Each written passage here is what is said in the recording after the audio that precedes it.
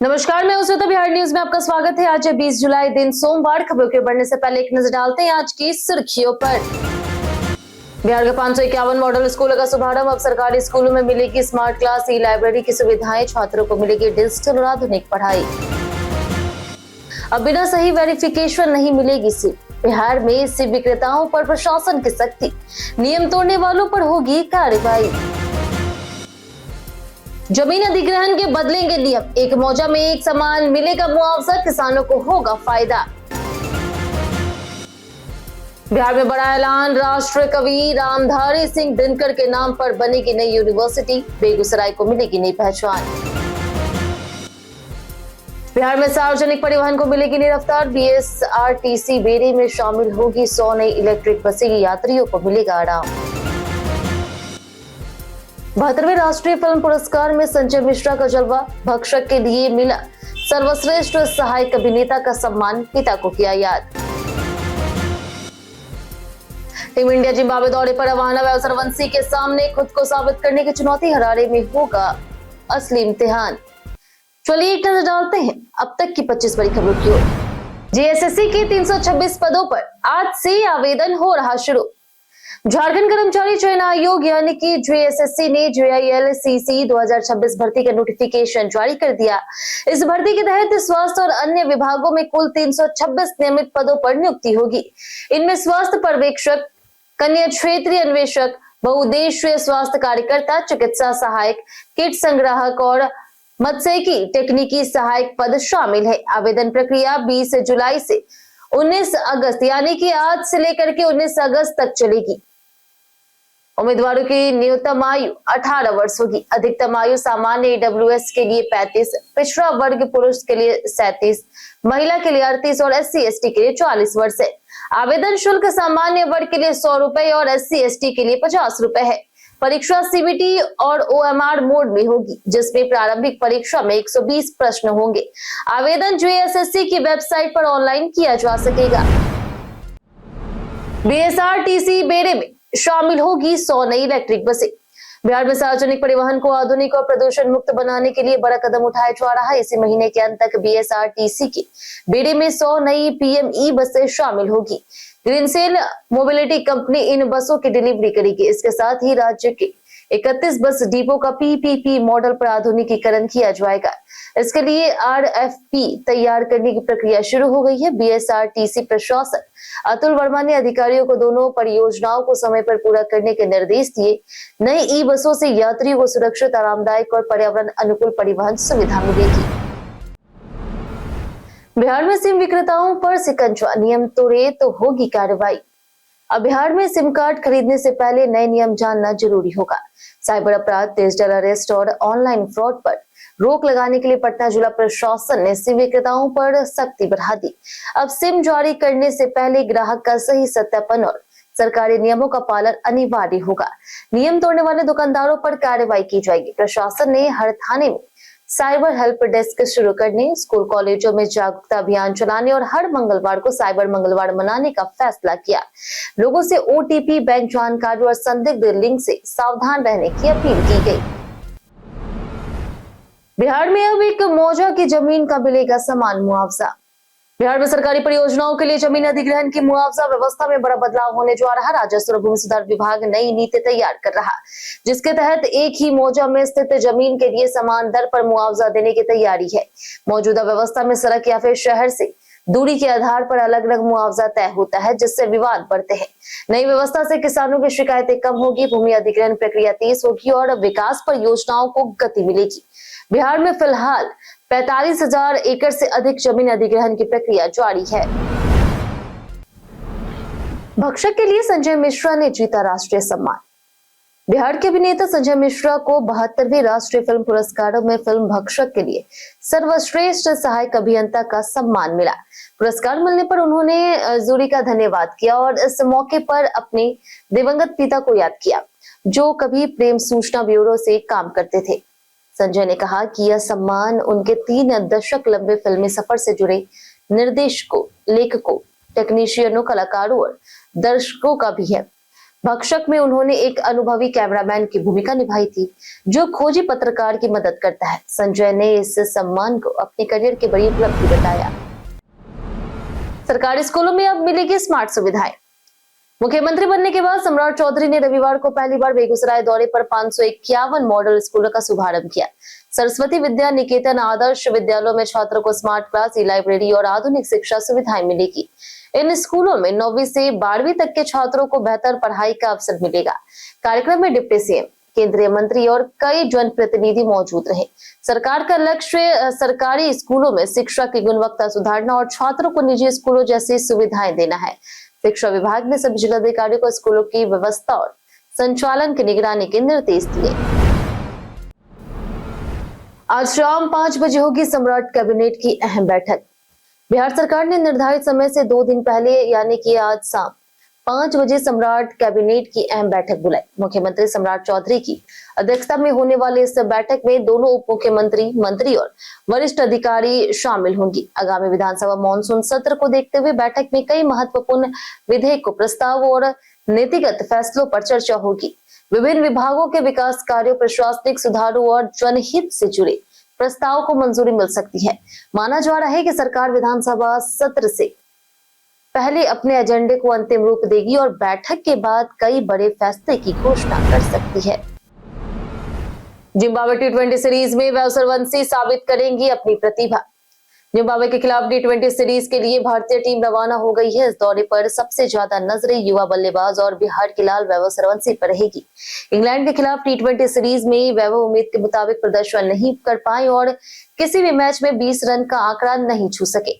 अब कमजोर मानी जा रही जिम्बाब्वे टीम के खिलाफ उनके पास अपनी प्रतिभा साबित करने और आत्मविश्वास वापस पाने का मौका होगा। बीसीसीआई द्वारा जारी तस्वीरों में वैभव टीम के साथ नजर आए। सीरीज में 3 मुकाबले 29, 25 और 26 जुलाई को हरारे में खेले जाएंगे।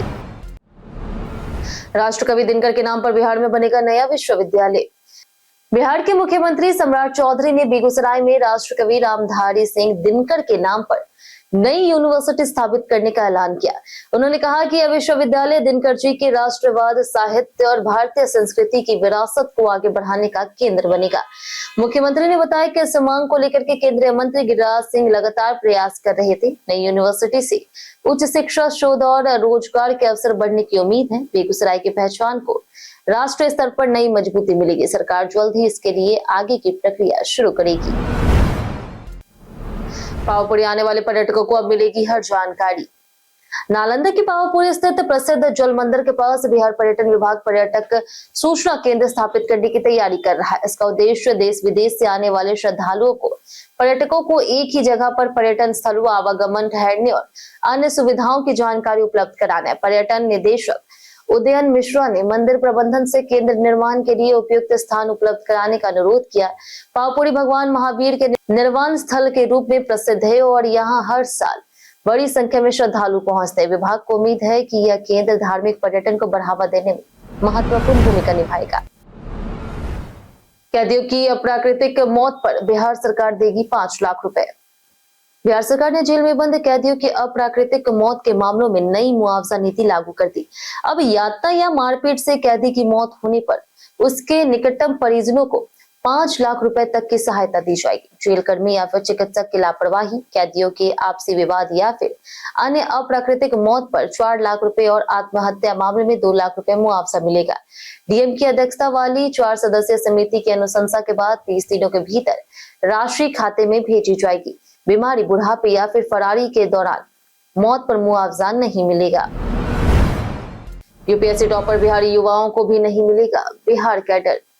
यूपीएससी परीक्षा में टॉप करने वाले सामान्य और ओबीसी वर्ग के बिहारी उम्मीदवारों को 2027 में बिहार कैडर मिलने की संभावना खत्म हो गई है।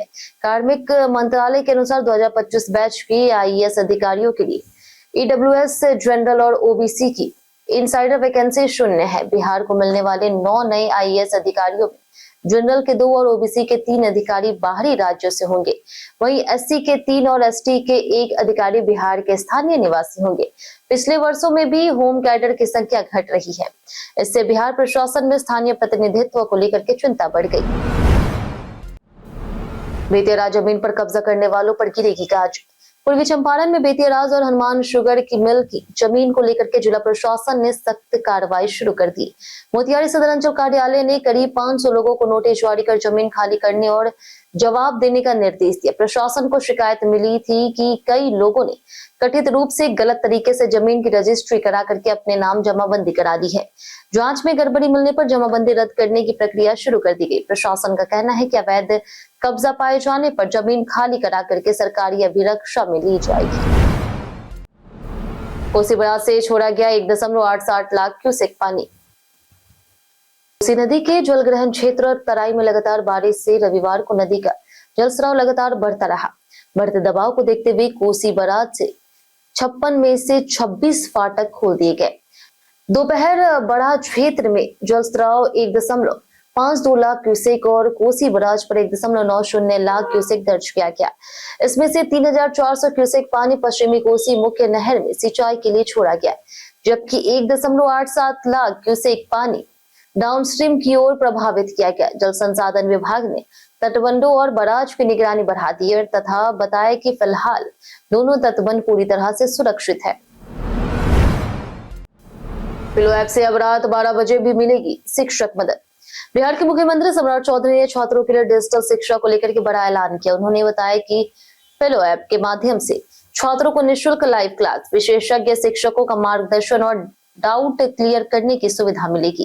खास बात यह है कि छात्र रात 12 बजे भी शिक्षक की मदद ले सकेंगे। मुख्यमंत्री ने कहा कि अब बिहार के बच्चों को बेहतर शिक्षा के लिए दूसरे राज्यों में जाने की जरूरत नहीं पड़ेगी। सरकार का लक्ष्य ग्रामीण क्षेत्रों समेत सभी छात्रों को आधुनिक टेक्निक से गुणवत्तापूर्ण शिक्षा उपलब्ध कराना है। इस पहल से नीट, जेईई जैसी परीक्षाओं की तैयारी करने वाले छात्रों को लाभ मिलेगा। श्रावणी मेला पर रेलवे का बड़ा तोहफा, चलेगी स्पेशल ट्रेन।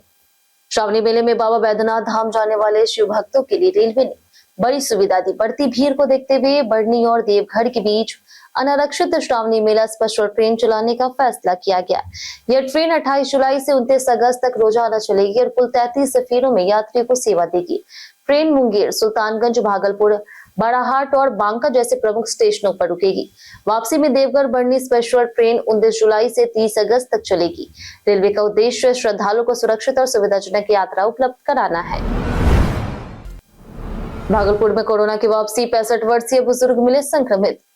भागलपुर में एक बार फिर कोरोना संक्रमण का मामला सामने आया। तिलकामांझी क्षेत्र में हटिया रोड निवासी 65 वर्षीय बुजुर्ग की RT-PCR जांच रिपोर्ट पॉजिटिव पाई गई।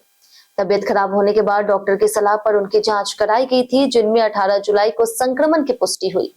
फिलहाल संक्रमित बुजुर्ग को होम आइसोलेशन में रखने की सलाह दी गई है। स्वास्थ्य विभाग ने उनके संपर्क में आए लोगों की निगरानी शुरू कर दी। विभाग ने लोगों से घबराने के बजाय सतर्क रहने और सर्दी, खांसी, बुखार जैसे लक्षण दिखने पर तुरंत जांच कराने की अपील की है।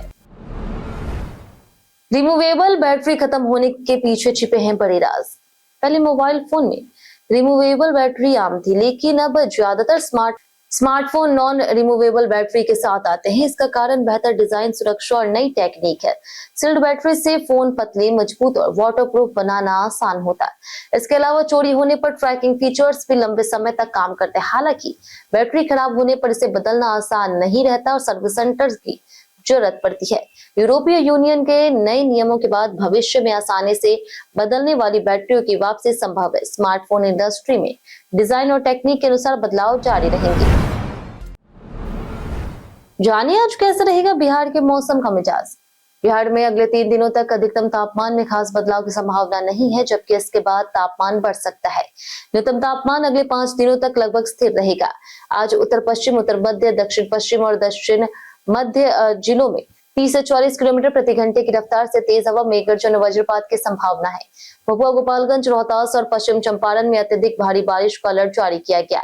वहीं पटना, गया, भोजपुर, बक्सर, औरंगाबाद, जहानाबाद, नवादा, समस्तीपुर, सिवान और वैशाली में भारी बारिश हो सकती है। अधिकतम तापमान 30 से 32 डिग्री और न्यूनतम तापमान 26 से 28 डिग्री रहने का अनुमान है। जमीन कब्जाने और रंगदारी का आरोपी संतोष डॉन गिरफ्तार। बिहार एसटीएफ ने पटना नालंदा के कुख्यात भू माफिया संजय कुमार उर्फ संतोष डॉन को गिरफ्तार किया है। उस पर हत्या के प्रयास, रंगदारी और जमीन कब्जाने समेत 2 दर्जन से अधिक गंभीर मामले दर्ज है।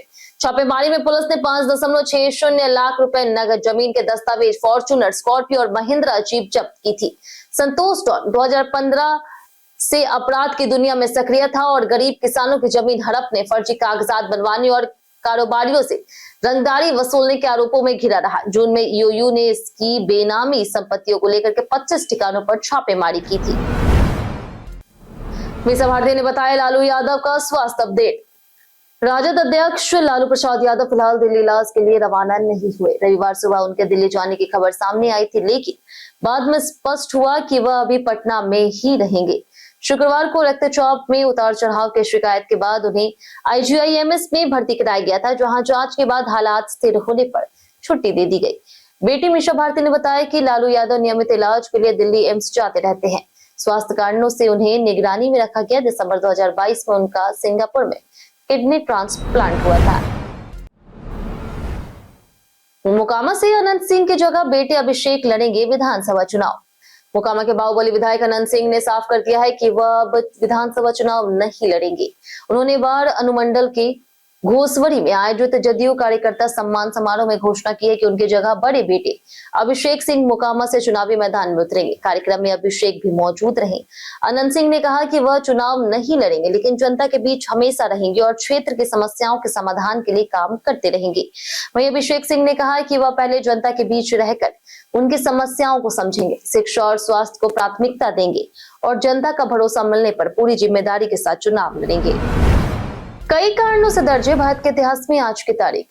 1820 में समाज सेवी गणेश वासुदेव जोशी का जन्म हुआ। 1914 में आधुनिक हिंदी साहित्य के प्रमुख रचनाकार बालकृष्ण भट्ट का निधन हुआ। 1920 में रामकृष्ण परमहंस की धर्मपत्नी शारदा देवी का देहांत हुआ, जबकि 1921 में प्रसिद्ध तबला वादक सामता प्रसाद का जन्म हुआ। 1929 में हिंदी सिनेमा के लोकप्रिय अभिनेता राजेंद्र कुमार का जन्म हुआ। 1965 में महान क्रांतिकारी बटुकेश्वर दत्त का निधन हुआ। 1967 में भारत की पहली महिला न्यायाधीश अन्ना चांडी का निधन हुआ। 1982 में गांधीवादी मीराबेन का देहांत हुआ और 1989 में माउंट एवरेस्ट फतह करने वाली पहली भारतीय दिव्यांग महिला अरुणिमा सिन्हा का जन्म हुआ।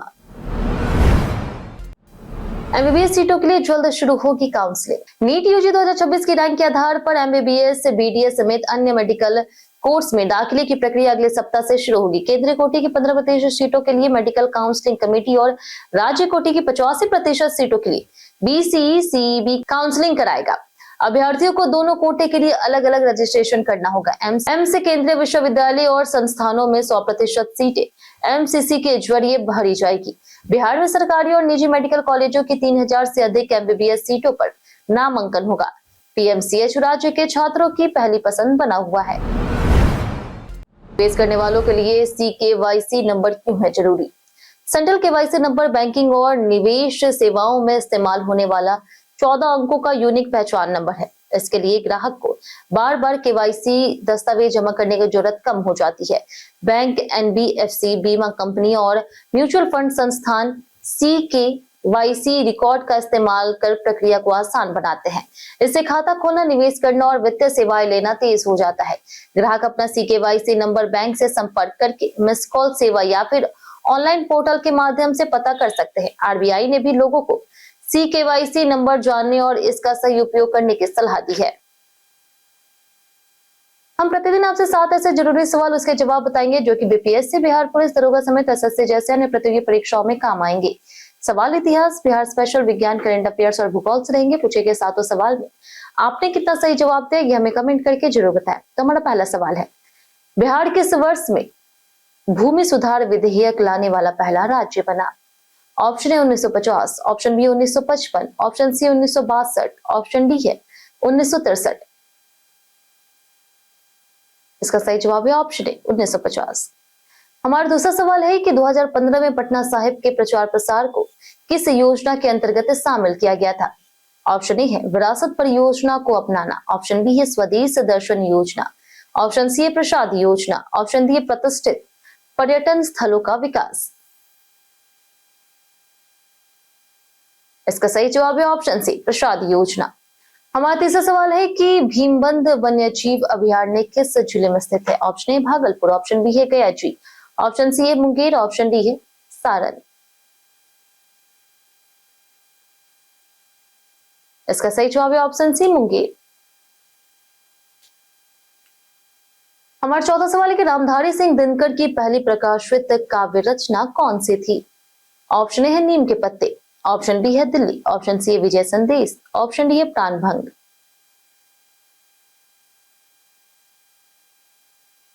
इसका सही जवाब है ऑप्शन सी विजय संदेश। हमारा पांचवा सवाल है कि बिहार के इन शहरों में से कौन सा शहर झारखंड की सीमा से लगता है? Option A Chhapra, option B है दरभंगा, ऑप्शन सी है सिवान, ऑप्शन डी है रोहतास। इसका सही जवाब है ऑप्शन डी रोहतास। हमारा छठा सवाल है बिहार में बाढ़ सुरक्षा सप्ताह कब मनाया जाता है? ऑप्शन ए है जून का पहला सप्ताह, ऑप्शन बी जून का दूसरा सप्ताह, ऑप्शन सी है जुलाई का पहला सप्ताह, ऑप्शन डी है जुलाई का दूसरा सप्ताह। इसका सही जवाब है ऑप्शन है जून का पहला सप्ताह। हमारा आखिरी सवाल, किसके शासनकाल में तृतीय बौद्ध परिषद का आयोजन किया गया था? Option A Ashok, option B है काल अशोक, ऑप्शन सी है अजातशत्रु, ऑप्शन डी है कनिष्क। इसका सही जवाब है ऑप्शन ए अशोक। बीते दिन हमारे द्वारा पूछे गए सवाल का जवाब आप लोगों में से बहुत लोगों ने हमारे कमेंट बॉक्स सेक्शन में लिख कर दिया। जिन्होंने हमारे द्वारा पूछे गए सवाल का जवाब दिया उनके नाम है दयानंद सिंह, प्रदीप पंडित, राजीव कुमार, सनोज कुमार, गीता देवी, अजय कुमार, जूही कुमारी, राम बाबू दास, अजय कुमार, पंचनंद सिंह, दिवाकर कुमार, बाबूलाल मरांडी, नरेंद्र कुमार, रंजीत मिश्रा, रवि पूजा, कामेश्वर सिंह, विनोद शाह, अनवर करीम खान, कौशलेंद्र कुमार, अमरजीत कुमार, अभिनंदन यादव, हलेश्वर कुमार, कृष्णा प्रसाद, नवल किशोर, अशोक कुमार, अनवर करीम खान, अर्जुन राम, बलवीर यादव, लाल सिंह, हरेंद्र सिंह, राजीव कुमार, प्रीतम कुमार, मनोज कुमार, अतीक खान और बाबूलाल मरांडी। इसी के साथ बढ़ते हैं आज के सवाल की। आज का सवाल है आपके हिसाब से बिहार में सबसे ज्यादा किस क्षेत्र में सुधार की जरूरत है? आप अपना जवाब हमें हमारे कमेंट सेक्शन में लिखकर जरूर बताएं। आज के लिए इतना ही। बिहार की तमाम खबरों के साथ बने रहने के लिए देखते रहे बिहारी न्यूज, और साथ ही अगर आप यूट्यूब चैनल पर देखें चैनल को सब्सक्राइब कर दे, और अगर आप फेसबुक पेज पर देख रहे हैं तो लाइक और फॉलो जरूर करें।